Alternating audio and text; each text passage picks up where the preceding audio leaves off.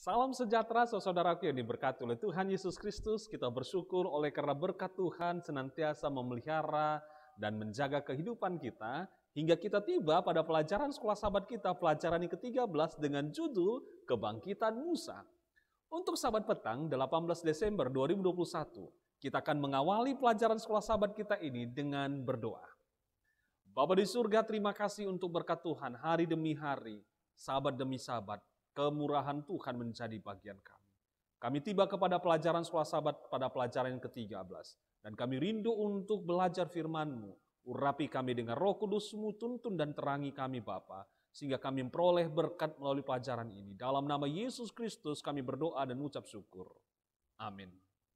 Saudara-saudaraku yang diberkati oleh Tuhan Yesus Kristus, untuk pelajaran sekolah sahabat kita, pelajaran ke-13 ini, marilah kita baca firman Tuhan di dalam Bilangan 20 ayat 1 sampai 13, Ulangan 31 ayat 2, Ulangan pasal 34 ayat 4, Ulangan 34 ayat 1 sampai 12, Yudas 9, 1 Korintus 15 ayat 13 sampai 22.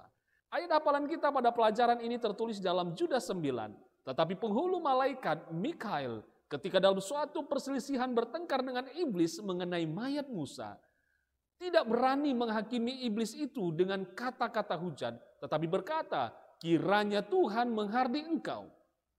Saudara-saudaraku yang diberkati oleh Tuhan, seperti yang kita telah lihat di sepanjang triwulan ini, Musa adalah tokoh utama dalam kitab Ulangan.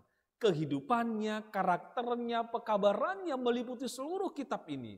Meskipun demikian, tentu saja kitab Ulangan adalah tentang Allah dan kasih-Nya bagi orang Israel.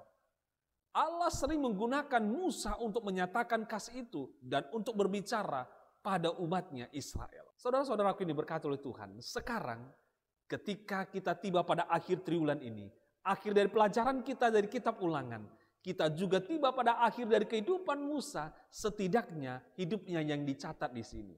Sama seperti yang Ellen G. White katakan tentang hal ini, Musa mengetahui bahwa ia harus mati seorang diri. Tidak seorang sahabat pun yang diizinkan untuk melayani dia pada jam-jam terakhir hidupnya itu. Ada sesuatu yang sifatnya dahsyat dan penuh rahasia sehubungan dengan pemandangan yang dihadapannya. Untuk mana hatinya merasa takut. Ujian yang terberat adalah perpisahan dari umat yang selama ini dipelihara dan dikasihinya, kepada umat yang perhatian dan hidupnya telah dipadukan untuk jangka waktu yang lama.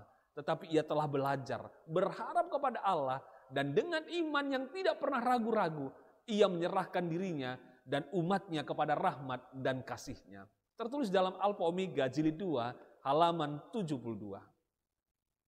Sebagaimana kehidupan dan pelayanan Musa menyatakan banyak hal tentang karakter Allah, demikian juga kematian dan kebangkitannya. Saudara-saudaraku yang diberkati oleh Tuhan, mari luangkan waktu yang Tuhan karuniakan hari demi hari untuk mempelajari pelajaran sekolah sahabat secara khusus tentang kematian dan kebangkitan Musa yang dapat memberi berkat bagi pertumbuhan kerohanian kita. Kita akan akhiri pelajaran sekolah sahabat kita hari ini dengan berdoa.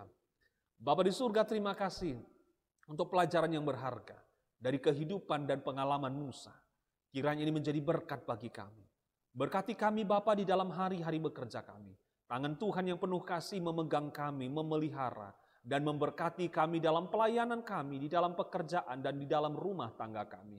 Tangan Tuhan yang sama juga kiranya akan meluputkan kami dari segala mara dan bahaya.